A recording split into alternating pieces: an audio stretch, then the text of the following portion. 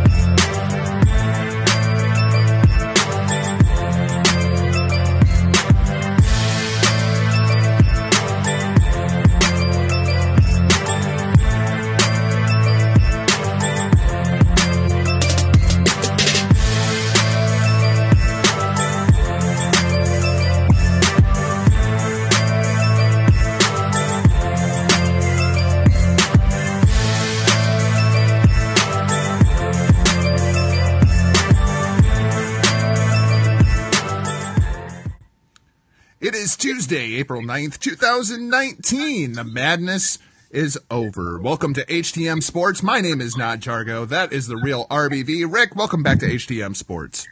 It's me. It's that R to the B to the V. Whew. Feeling relieved that we're talking about something other than pro wrestling after the weekend that we had. Isn't that the truth, man? Isn't that the truth? The WrestleMania hangover is a very real thing. I didn't even watch Monday Night Raw, and I have the WrestleMania hangover. But, of course, last night I spent most of my night trying to catch up on the madness that is the Final Four. Rick, that's where we have to start. Virginia winning the national championship, but, of course, we didn't get a chance to talk at all about the Final Four. So let's go back to Saturday. Texas Tech takes down Michigan State 61-51. This one actually caught me a bit by surprise. I expected Michigan State to go in there and handle business against Texas Tech, but man, the Red Raiders are just full of piss and vinegar coming into that game, and we saw it again last night against Virginia. Well, I was going to say, going back to the Elite Eight and how exciting that round of action was, we were just hoping to get something in the Final Four, and it did not disappoint. Every one of those games, the teams absolutely bringing it. Taking each other to task, testing, just the intestinal fortitude of their opponents, and did not disappoint. And that led us right into the championship game, where only the eighth time since the NCAA's tournament history that we had an overtime game. Very fitting, and two very tough teams. And I am with you. Texas Tech continued to surprise throughout this thing. They were counted out time after time. Very gritty. Even last night in that overtime where the game was, obviously out of reach, they're still hustling up and down, looking for any opportunity. This team did not give up. Hat tip to them for a fantastic runner-up finish. Yeah, Texas Tech looked absolutely wonderful throughout the course of this thing. Virginia sneaks past Auburn on Saturday. That was really the big one. That's the one that everybody's talking about. We'll get to did Auburn get screwed in just a second. But 63-62, Kyle Guy makes 3 free throws with 0.6 seconds left on the clock. Number one, if it's a foul, you have to call it. I don't care how much time is on the clock, and that was clearly a foul. But, the thing that we're not talking about is Kyle Guy going to the line and making not 1, not 2, but 3 free throws to give his team the lead. The amount of pressure that was on this kid to go up there and deliver, regardless if you agree with whether it was a foul or not, which I do. Rick, what do you think? Do you blow the whistle or do you swallow it in that situation? No, I'm with you. If there is time on the clock, if play is happening, you abide by the rules. You do it at any point in that game, from the tip to the final buzzer. If something goes down, it is that official's duty, to make the calls on the court as they see them. And I agree with you. I believe there was a foul there. There is dispute if there was, if there wasn't. That's the human element of the game, and it is their job. They are put there in that very important position to make those calls. They did, but I'm with you. I don't want to spend too much time lingering on, a call. Would you have just let it play out, give them a fresh clock to go with here?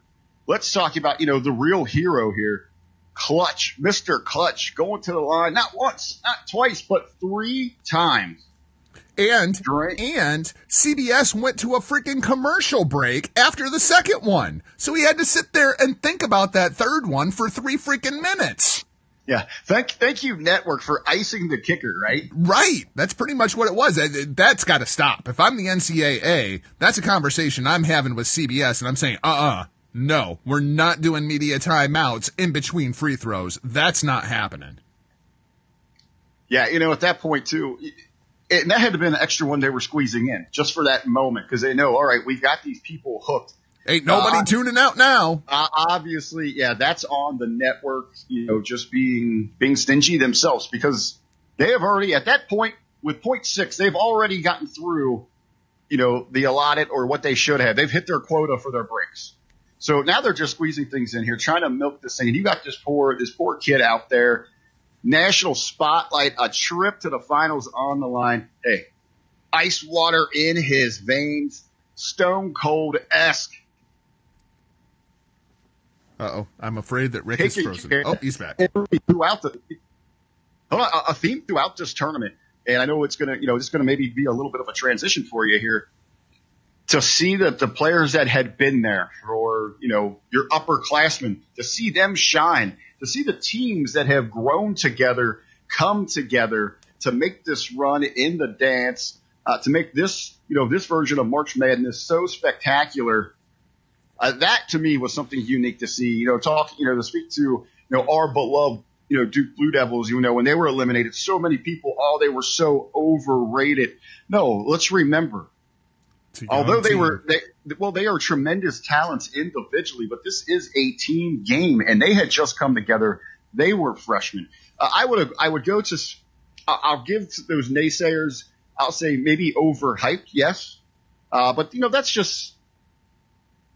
That comes along with, being a fanatic where it's our natural instinct, to want to be excited, to get overhyped, to get invested with something. And you can do that with something fresh like that. It's just kind of familiar with the Fab Five.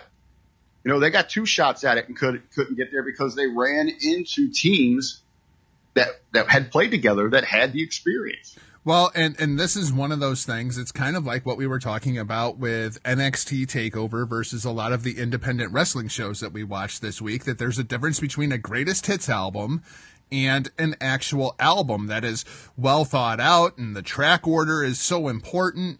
When you look at these teams, yeah, like Duke, the biggest number of hits play for Duke right now. There's going to be 3 first-round picks in the NBA draft. Trey Jones returning to Duke for his sophomore season. Otherwise, it'd be 4. All right. But that doesn't mean that they're as good of a team as what Texas Tech is. It's Tommy by the Who, where you've got these guys. There's a lot of juniors on that team, especially that have been playing together for 3 years. They have the chemistry. Experience speaks volumes in a tournament like this. And this is one of the arguments that I'm going to use later, because we're going to talk about the one and done thing. This makes the tournament better when you have a bunch of really good teams as opposed to a bunch of really good players. Well, by better, it makes it more competitive, and I think that's what we got from this tournament. But let's not lie to ourselves. Those high ratings were because of the likes of the spectacular studs like a King Zion. I am dying to see the ratings from that game last night.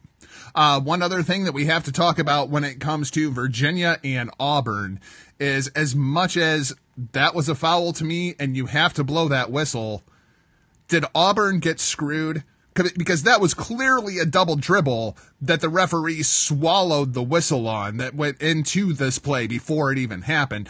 This play should have never happened. There should have been no foul to even happen, because that was clearly a double dribble. If you're going to swallow the whistle there, you have to swallow it at the other end. I just want consistency. I don't care which end of the spectrum you go on, if you just let them play or if you're going to call everything, but it's got to be the same way, both ways. Well, I think the way that thing played out, when you break it down in slow-mo, yes, it is very easy for us to sit there, and armchair quarterback this thing, second guess the call on the floor. But the motion between the players there, it was quite awkward. Even the positioning of the official at that time. And again, this is the human element. So they are calling it as they see it. You're talking about the very best in their profession, calling it right there. Obviously, there can be the conspiracy individuals out there if something is if there's a fix in on something like that, is it'll work. that's always going to be there. But until proven otherwise, we just have to chalk certain things up to the human element of the game. So let's talk about the national championship. Virginia claiming the title over Texas Tech, 85-77 in overtime. This thing was still on TV when I got to work last night. It was an absolute nightmare, as with a multitude of other things wrong. It's amazing that building is still standing after I wasn't there for 4 days. Rick, did you get to watch any of the game? Because I know you had to be going back and forth between Raw after Mania and the championship game. Last night, flipped over to the championship game with 2 minutes left in regulation. So I watched that through the overtime. But for the sake of our conversation here today, this morning, I did go back and essentially watch it. It was a good matchup. There's a lot of people that are unhappy because 85-77 in overtime does not strike people as a championship game. They were looking for, like the NFL, the NBA, scoring is up in every facet of sports, except when you talk about college basketball. This was not necessarily the flashiest game by any means from what I have seen of it, but I thought this was a great comeback for Virginia. I feel awful for Texas Tech, who it absolutely seemed like all the momentum was in their favor, like they were going to have this thing wrapped up. And then Virginia comes back and just does what Virginia does. And as soon as this thing went to overtime, we talked about this before, as soon as you get to overtime inside of this tournament, the good teams elevate themselves. As soon as it went to overtime, I knew this game was over. Well, in this, it's just not professional wrestling. It's the entire world that we live in is this dive dynamic. And we saw this with the Super Bowl. They go back to a classic defensive struggle. A showdown, do it down, get dirty in the trenches, and people freak out. Calling it one of the worst of all time, just because they've become accustomed to the over the top, death-defying, high-flying, high-impact world of professional sports that we live in. Going in, if you knew anything about college basketball, you knew anything about these teams, you were not going to get that. They're slow-paced. They're ground and pound. They're going to work you inside. They're going to play good old fundamentals, and that's exactly what we got here, and each team executed it to damn near perfection. Kyle Guy goes for 24. DeAndre Hunter, 27 points, 9 rebounds. Congratulations to Virginia. They finally got the chip off of their shoulder. And, that chip was well earned. They put that chip there last year when they got taken out by a 16. Is this redemption for this Virginia team? Oh, you have to believe so. Everything to come full circle. The total embarrassment of being the number one overall, the first number one seed to ever be upset by a 16, to have to live with that the entire year, and all the success that they had this year, going into the ACC tournament as the number one seed there, which means they obviously won the regular season, making a run, lasting deep into that tournament. Obviously, struggling, couldn't get, Duke got them 3 times this year. Wondering about that as well. If the Blue Devils were still going to be in this thing, it would have been a finals. They had to be looking forward to that. Also, while looking over their shoulder about all of these people that had a target on them, that wanted to knock them off again and to embarrass them again. This has to be a completely feel-good moment, just, for the players, for the coaches, for the families, for the faculty, for everybody involved. All right, let's talk about a school that's not necessarily as happy, and that is UCLA. UCLA's coaching carousel woes have come to its conclusion after 100 days. It took them 100 days to find a new basketball coach at UCLA. Originally, we had heard that they were after John Calipari. Then they wanted the gentleman from TCU, but the buyout was too big. Then we heard that it was going to be Rick Barnes from Tennessee, who signs a new deal at Tennessee, $3.25 million this year. It's going to go up to $3.75. Calipari gets $9.2 million a year after incentives, and he now has a lifetime contract with the University of Kentucky. There's a million different ways to look at this thing, because head coach inside of NCAA basketball might be the most important coaching position in all of collegiate sports. We see it with Coach K, we see it with Pitino, all the way around. Now UCLA has found their coach. Rick, why don't you tell us a little bit about the new head coach of the UCLA Bruins, because I know you're very familiar. Well, I was going to say, talking with you this morning, and we were kind of just reviewing the run briefly, and you went off to La La Land to get some rest after the madness. It had almost caused some madness within you last night. Within 10 minutes of that, here locally in Southern Ohio, news broke. The buzz was out there. Everyone was talking that UC's local hometown guy, the beloved Mick Cronin, will be departing Cincinnati and be heading to UCLA. At first, a lot of people, even from outside of people up north, other people from around the states were asking me, immediately messaging me, what is the vibe there in Cincinnati? This has to be devastating. Now, while the fans here are upset, it's very understandable. This is the timing is right. Mr. Cronin is looking for that next opportunity. He has achieved what he has wanted to achieve here. He has assembled a very impressive resume. We'll run through some of those numbers through this conversation of what he has put together. You know, he comes from a tremendous background. He is a student of Bob Huggins, and then Patino down in Louisville, spent many a time there with them, came back to Cincinnati, took over a program that was an absolute in shambles. He rebuilt that. Here, 9 appearances in the tournament. They had struggled there, but he knows how to get the wins together, knows how to get the teams there. He's brought in for, what is probably on the back end of those mid-majors right now in Cincinnati, some tremendous talents. He's put together some amazing teams. A truly great mind. He is on the edge of technology when it comes to the things that they are implementing for their players. Even in their rooms that with their mood lighting. The colors that you wake up to in the morning to make sure that your brain activity is starting to trigger. Psychology of it. It's the same reason that the visitors' locker room at Kinnick Stadium for the University of Iowa is pink.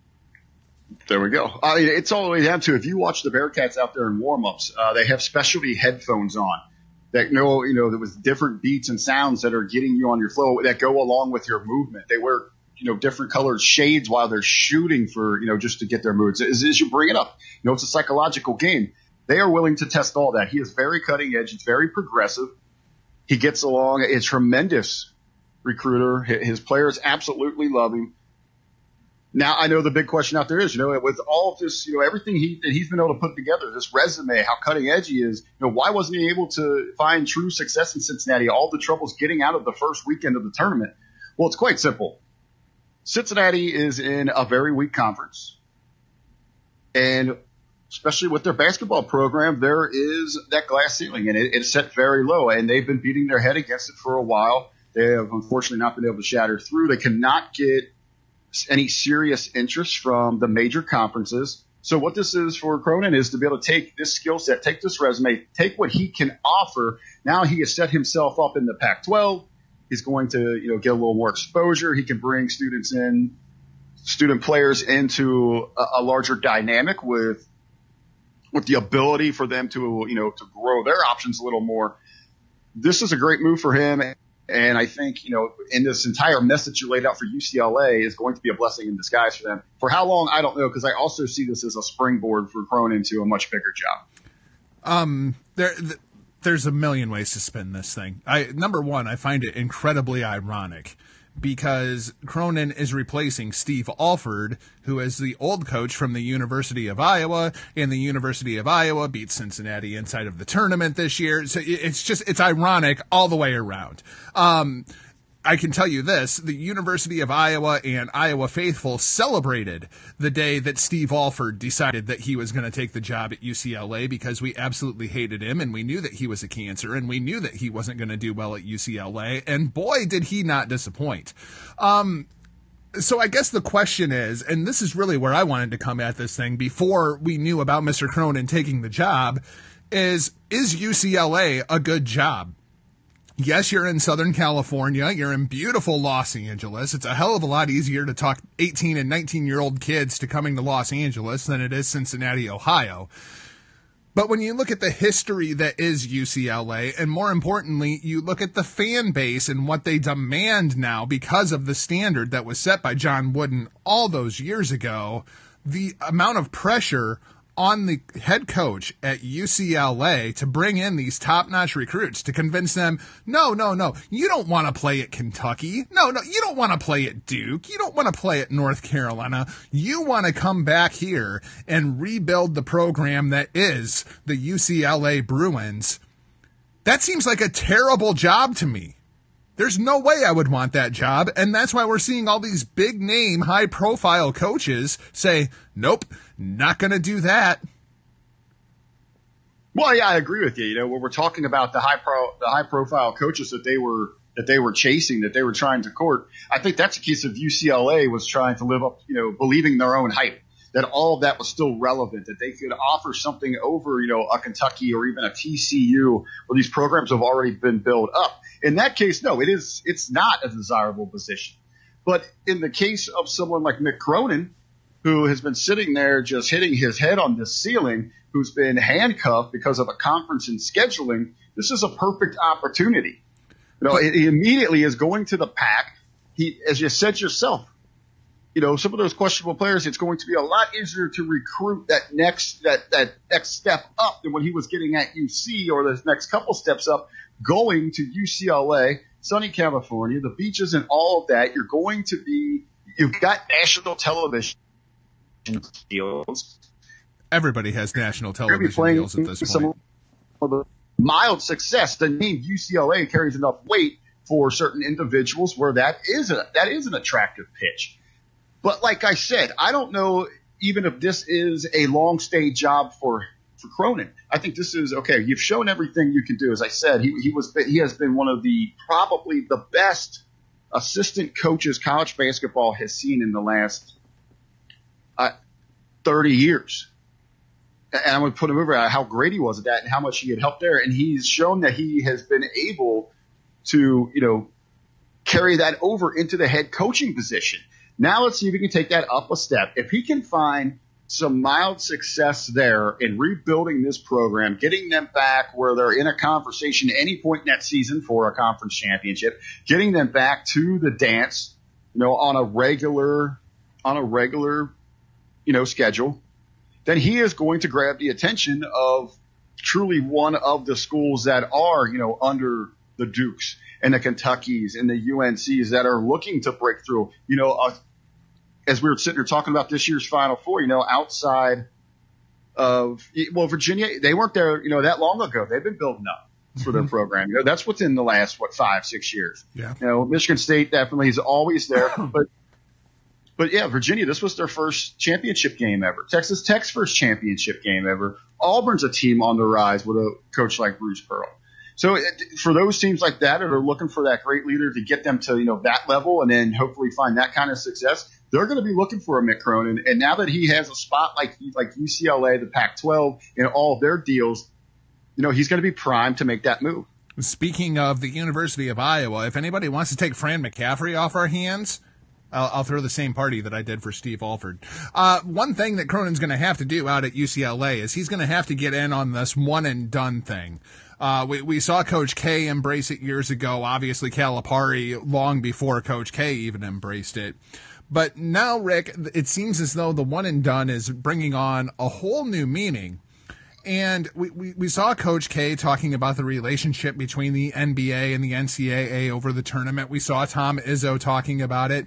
This is an absolute nightmare for college basketball coaches.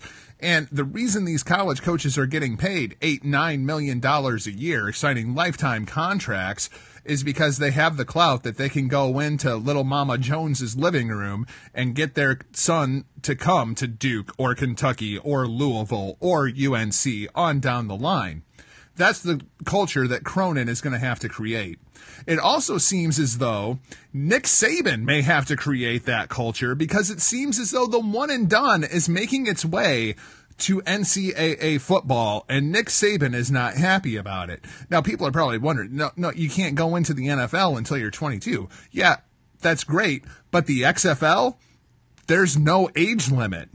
There's no age limit. You can go straight out of high school to the XFL and get paid. And now we're seeing a lot of these college players that are saying, man, if I can make money in the XFL, maybe I should just go do that instead. And suddenly Nick Saban's losing half of his recruiting class as opposed to 4 or 5 guys. The NCAA coaches are not happy about this. And you know who doesn't give a damn? Vincent Kennedy McMahon. Well, yeah. Was there an age limit with the alliance?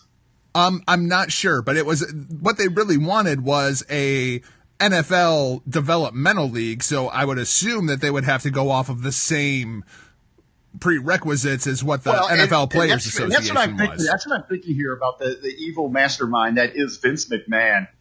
You know, if you're looking at how you're going to survive this thing, obviously you're not going to compete with the NFL. No one's going to really, touch that kind of money at this stage in the game. The history, as I said, the financial making of it, how people are invested. The alliance was relying on becoming a feeder, of becoming their D League to the NBA, if you will. So Vince McMahon sitting back here and says, okay, how am I going to be fair to the alliance? They were good there. They went out and aligned themselves, no pun intended, with a handful of ex-NFL stars, people that were involved in their union and all that understood the inner workings of all that, who were going to be able to bridge that gap. So even Vince there realizes if it comes down to having to be, where they're going to rely on you as a feeder league, they're going to go to the alliance, and I'm going to be pushed out. So what alternative can I go at here? Okay, so instead of, little Johnny going to Nebraska and having to attend class and worrying about all these regulations and faculty up his rear end, I'll offer him $250,000 a year. If he's got that much hype, he can go out and work endorsements. So he's going to be able to, up his financials in that area. That's the angle he's going with here. Well, and suddenly what this does not affect football programs like Cincinnati. This does not affect football programs like the University of Iowa. This affects your USC. This affects Michigan, Ohio State, Alabama, LSU, where you're seeing these kids that are coming in and Nick Saban will say, listen, kid, here's what we need you to do. You come in, you sit for 2 years and you play behind this guy, and then you'll be the quarterback of the Alabama Crimson Tide. Nope. Fuck you. I'm going to go make $750,000 on national TV and then go to the NFL. I don't need Alabama. That's really what they're worried about here. Well, I disagree with you there. This affects everybody in college football. You're talking about a UC because Alabama's not going to cut roster spots. They're right, but how many freshmen playing for the University of Cincinnati are good enough to be playing professional football right now? That number is very different than what it is at a team like Alabama, LSU. That's the point. I understand it. You're missing this point, though. Alabama still needs players. So when they take the 5-star and the 4-star, and let's say you're Cincinnati and you get 3s and 2s. Well, now there's a lesser pool. So Alabama's going to have to start taking 3 pools. So now you should say you're taking 2 and 1 stars. So you get a trickle down. So you're going to see a huge drop off there going down the line because you still have to fill that complete roster for the powerhouses, for the Ohio States, the Alabamas, the Floridas like that. And to do that, they're going to take the top players that used to be available to your mid-majors. That's a good point. The other narrative that's going out there that I feel like we need to kill is this thing about the AAF. And the reason that they folded.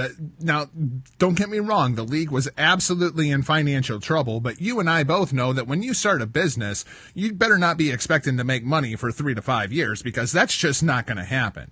So I think that part of it was expected. What killed the AAF, and it was a flawed business plan from the very beginning, and it's this damn deal with the NFL Players Association to become a feeder league. That was the intention. That was always the intention. And that deal was never in place. And then when they found out that deal wasn't going to happen, they killed the league. Aside from all the financials, which is what everybody is talking about, this was a terrible business plan straight out of the gate. Vince McMahon is not going that route. He's not trying to be a developmental league to the NFL. Do you think the XFL stands a better chance than what the AAF had? Well, I think, in life lessons, Vince McMahon has never really been one to rely on others moving forward. love or hate the man, he has realized that he needs to stand on his own 2 feet. And if that means some underhanded tactics at times, he's not afraid to play dirty. But that's what he's had to do to survive. And as I said, hate, like, or love the guy, it's hard to argue with results. I mean, he's in business, you swing and miss quite a bit. It's easy to make fun of him for those things, but you're out there trying. And the things that he has succeeded at, he's been very successful. I know as wrestling fans, and a great deal of our listeners here, across the line there are professional wrestling fans and like to get on them about the wrestling product. But the bottom line is the company is more successful than it has ever been before. And he's not afraid to make those kinds of moves, to achieve greatness. So if he's kind of wants to, poke the bear a little bit, and it seems, now what he's doing, it's not so much that he, in terms of professional sports, is going at the NFL, he's leaving them alone. He just knows that he can go pick on college football.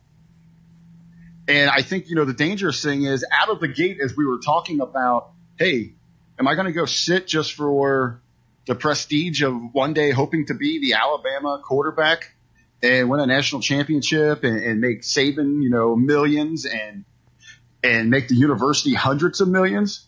Or while I'm honing my skills, can I go make, a couple $100,000 a year? I got a little change in my pocket before I go to the draft. I'm good to go. Yeah, it's gonna be a very fascinating story to watch play out. It's the way, but right. If the XFL can survive 3 or 4 years, I think you'll start seeing a lot of players starting to make that move. Yep. Let's throw things over to your NBA playoff preview. Rick, most of the teams are set here. We do have a little bit of convolution inside of the East, but we'll talk about that in a second. Here is one question here before we jump into the NBA. I like the little transition there. How long, if this works for the XFL, how long until the NBA? They're already talking about dropping the age back down to 17. How long do they go, hey, all right, maybe you can't join the league until 19 or 20, but you can play in our D League. Yep, you betcha. 1 through 8 in the Western Conference. All the teams are set. We can have a little bit of shakeup as far as seeding goes still. But as things stand right now, Golden State Warriors guaranteed number 1 throughout the playoffs. That does not vote well for the Western Conference. 2 through 8, Denver Nuggets, Houston Rockets, Portland Trail Blazers, Utah Jazz, OKC, San Antonio, and those hated Los Angeles Clippers. Now, we can have a bit of jumping around as far as seeding goes because we do have San Antonio, the Clippers, and the Thunder all basically one's 40, all the same amount of wins. OKC up 1 in the loss column because they haven't played that many games. So we can see some seedings kind of work its way out here. But Rick, what I really want to see, I want to see Kevin Durant versus Russell Westbrook in the first round of the Western Conference playoffs. That's really what I want to see. I'm with you 100% there. And how about the news this week? They have the secret players polling with the different categories, and tied for most overrated in the league. We have these two would be representing these two teams. One of them there, which to me, I'm surprised there was a tie with it was Green, right? Mm-hmm. Green and Westbrook. I'm surprised that Westbrook did not run away with this thing. Yeah, I agree. The other matchup that I'm kind of eyeing is the Denver Nuggets and San Antonio Spurs. I think Cinderella could be afoot because I think the Spurs can get Denver. With their playoff experience and Coach Pop, I think I'll take the Spurs in a 7-game series. Yeah, I'm with you. It's it's a different game. It's a different season. And you come down to, we were talking, make the comparison to college basketball. When you've been there, you've done that, you're seasoned, you're a veteran, it changes the game. Let's throw things over to the East. Things are way more complicated when you get into the Eastern Conference, with the exception of the Milwaukee Bucks. The Milwaukee Bucks have clinched the best record in all of basketball this year. That just seems insane to me. Is that because they're in the East? I think, yeah, it just speaks to the situation because we're in the East. And you look at the scheduling there. Hey, but you know what? Hey, good for that. Hey, you play with the structure you're given, right? Yeah. You can't hate it on anybody for playing within the rules that's set before them. Yep. So here's 2 through 8 as it stands right now. Toronto Raptors, Philadelphia 76ers, Boston Celtics, Indiana Pacers, Brooklyn Nets, Orlando Magic, with the Pistons in the final playoff spot. But we have the Hornets and the Miami Heat only 1 game back, some with 2 games to play, some with 3 games to play. So it's going to be interesting to see how this thing kind of shakes out at the bottom. Rick, I've been thinking forever that Boston was going to right the ship, and Boston was still the team to beat inside of this thing. I feel like the East is wide open right now. Yeah, I like it. It's the old saying, the Wild West. I think it's the Wild East right now. This thing is anyone's ball game. Hey, I still like the Pacers in this thing. I think they can pull something together. But what I'm really interested in, what I'm watching here on this, this final stretch, is that 8 spot. As you had mentioned, I'd really love to see Miami get in there to see Wade just get one more crack in the playoffs, even if it's, 1 round and done, just to have those introductions for him, those moments, just a little more time with, one of the greats of our time. Hey, where you at on the argument between the better career, Wade or Pierce? Oh, man. I think I lean Paul Pierce, but... Oh, well, it's okay. I think I lean Paul Pierce just because of the way that Celtics team came together. I feel like the Miami Heat were put together to take down the Celtics. I mean, that Celtics team was so freaking dominant that's why D Wade and the Heat happened. All right. Well, next week, I'm representing the Wade camp. We're going to come out on this one. I love me some D Wade on this one next week. Love me some. If I was starting a franchise and I could have one of the two as a player, I would absolutely take Dwayne Wade. Well, I just kind of think it's funny there. You're framing careers on the success of the team. No, on small little instances. I'm going to look at, because just that the big 3 in Miami is just a small example of what Wade meant to that city and what he's meant to this league. Paul Pierce was a hell of a lot better before the big 3 in Boston than Dwayne Wade was before the big 3 in Miami. Let's go ahead. Let's talk a little bit about the NHL. The NHL playoffs, Rick. Actually, the puck drops tomorrow night. I know you're not a big hockey fan, but I know that your Columbus Blue Jackets are actually going to be in the playoffs this year. You going to watch yourself some hockey this year? Well, hey, hold on. I'm going to pull a little Rob Van Dam, and only because you're paying me to do this show. That's the only reason I know that the NHL still exists, much like him in Impact Wrestling. Tremendous. Well played. But hey, you know what? Hockey was one of my early loves in sports. And I'm not going to sit here and knock, because yes, I have been studying here because I know we're gearing up for the playoffs, and it is one of the most exciting times in sports. But you talk about almost a useless regular season unless you're just an absolute diehard for hockey. A useless regular season. But to speak to the Blue Jackets, a little bit of buzz here around Ohio, especially a lot in the Columbus area. That's where they got their great fan base. Ohio, not really an over-the-top hockey town. A lot of love for the minors, but not the professional level. But I think it's, the allure with the Blue Jackets kind of worn off because they seem to really struggle in the playoffs. It just wasn't until recently that they even won a series. How much of that had to do with the fact that the Cleveland Cavaliers were so good and everybody was on the NBA playoffs in Ohio? That's not necessarily as true. Ohio is very, very weird. It's almost as if, there certainly is 2 states within one. You kind of have that Columbus, and Columbus is that great divide. They have a little bit of a buffer between Columbus and Dayton, but really when you get around that Dayton, Southern Ohio area, no one really cares about the NBA. It's pure college on almost every level outside. It's baseball, college sports, and then, NFL. The only thing that's the common ground throughout the state, it's, I can't even honestly say that, because you get down into Southern Ohio and it's not as dominant Buckeye country because there's so many other programs that people are interested. Well, you've got just not Kentucky, but you got Notre Dame, you got Indiana, you got Xavier, Cincinnati. There's so many other, teams, this melting pot area where there's not really a dominant. And Dan, when you get in the Cincinnati area, high school sports are very dominant and much more emphasis, focus from those that live in that area on high school sports all around than anything collegiate, really. Yeah, Friday night lights, man. It's that way in Iowa, too. Some of these small towns actually shut down at about 6 o'clock on Friday nights for high school football. Well, you've got, Ohio, when it comes to, as a feeder to the college system, or soon to be to the XFL, Ohio as a state is usually 3 or 4. Yeah. Outside of Florida, Texas, California. Well, if they're in that 4 or 5 range, then you got like Ohio, Pennsylvania, Michigan, kind of rotate in that area there. And Cincinnati kind of rules the roost in Ohio when it comes to putting out, that next crop of collegiate athletes for football. Well, on a positive note, you won't have to care about the NHL for very long in the great state of Ohio because you're going to be out in the first round this year. The way the East plays out, you have the Tampa Bay Lightning, Boston Bruins, Washington Capitals, New York Islanders, Toronto Maple Leafs, Pittsburgh Penguins, Carolina Hurricanes, and the Columbus Blue Jackets. This is one of those things, man, where when I look at this thing and we talk about experience and time in the playoffs and the prestige of the whole damn thing, it would not surprise me at all to see Pittsburgh come out of the damn East. Not even a little bit. Yeah, again, it's one of the most grueling tasks in all of sports just to run through these playoffs and to claim the Stanley Cup. And it's all about being there. It's all about knowing how.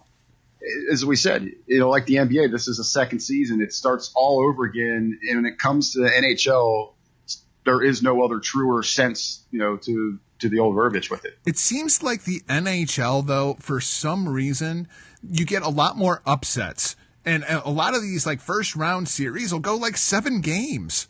And it's just the nature of hockey because you get a hot goaltender 2 weeks before the season ends. You can ride that sumbitch all the way to the damn finals. It's all a matter of getting hot win is really what happens inside of the NHL. The West shakes out. Calgary Flames with the best record in all of hockey this year. The San Jose Sharks, Nashville Predators, Winnipeg Jets, St. Louis Blues, they suck. The Dallas Stars, the Vegas Golden Knights, the Colorado Avalanche pulling up the rear. You will notice no Chicago Blackhawks in the playoffs this year. It's a very, very sad year once again for my beloved Blackhawks. We got to figure something out with this team because the NHL is better when Chicago is good. It's the same thing with the NBA. We're hearing all this talk about potentially Kevin Durant and Kyrie Irving hooking up in New York, especially if Zion would end up there. The league is better when the Knicks are good and not an absolute dumpster fire. Rick, do you have any thoughts when it comes to either the East or West when it comes to the playoffs? Well, I say, we were talking about the East there a little bit, but to speak to the West, we're talking about rich in tradition, knowing how to get it done. Calgary at the top, an incredible year. You gotta believe that they'll be able to hit another level. This isn't, hey, we found some success in the regular season. They're going to be able to hit another level. They know how to do it. They've been there. They've seen it done time after time. One of the league's oldest franchises, I believe. Yep. Watch out for them. Don't be surprised. We were talking about upsets. Don't be surprised to just see the number one. Just not cruise through this thing. You don't cruise through any Stanley Cup playoff, but to advance through this thing and maybe claim the cup at the end. But also surprisingly, hey, the defending champs in the 7th seed, don't sleep on them as well. Yeah. The NHL is so much fun. I love the Stanley Cup playoffs. I love it even more when the Blackhawks are in it. The one that I got circled in the West is the Nashville Predators. Rusev and his beloved Nashville Predators. If you got to go into Nashville and you've got to win a big game, good luck. That's one of the best atmospheres in sports that nobody talks about is down there in Nashville for Predators games. If you have a chance and you happen to be sitting around and it's like a Tuesday, Wednesday night and there's nothing on the television, you see that the Predators are playing at home, flip over to that game, watch that crowd. It's like being at Cameron Indoor. It's absolutely ridiculous. You make the mention, Rusev will probably be rocking there at a couple of those games, represent his team. If it's not already in existence, it needs to be tremendous crossover marketing. We need some Happy Predators Day t-shirts. Yes. Rusev and Lana, super over in Nashville. So that's going to wrap things up for this week's edition of HTM Sports. Thanks for watching and or listening. And if you haven't yet, please hit that subscribe button. Then hit us at hittingthemarks.com for all of the daily content at this point from the HTM Podcast Network. If you enjoy the sound of me and Rick's voice in your ear holes, you can go back and listen to us for like the last 5 days freaking straight. It's absolutely obscene, the amount of content we have put out in the last few days. Until then, you can find the show on Twitter at HTMPWPod. Find me on Twitter at NotJargoRBV. How do the people find you? I was going to say, my marketing mind is exploding now. We've got Happy Predators Day, Nashville #1. Find me across all social media at The Real RBV. That's it for this week's show. We'll talk to you Friday. That's right, we're taking a couple of days off. We'll talk to you Friday on the Hitting the Marks Pro Wrestling Podcast. For now, we're off like a prom dress. See ya!